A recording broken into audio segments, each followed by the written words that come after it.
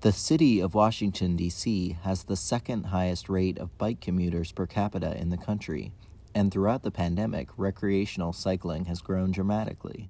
However, in the wake of a number of fatal accidents involving cyclists, many bike safety advocates and organizations are calling for more to be done. The Washington Area Bicycle Association has a 50-year history of advocacy in the D.C. region.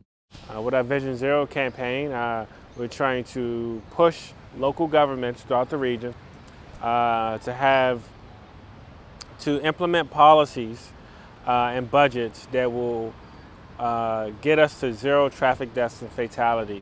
Vision Zero is the D.C. Department of Transportation's goal to reach zero fatalities and serious injuries by 2024, and is part of Mayor Bowser's plan to improve pedestrian and bicycle transportation safety.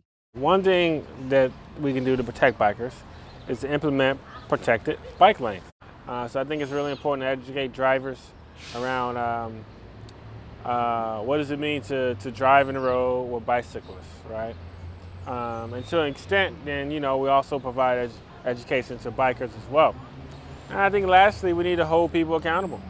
As the Department of Transportation installs more bike lanes and implements these new safety measures under Vision Zero, cyclists report feeling more protected on the road. I do feel safer, yeah.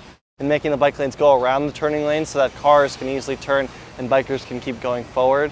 But as more people return to in-person work and traffic increases again in Washington, D.C., the demand for safer streets will only increase. Honestly, during the pandemic when I was in D.C., there wasn't really a lot of car traffic around. As things slowly picked up, it became more of an issue as, with more cars, you have to look around more, you have to watch out where you're going.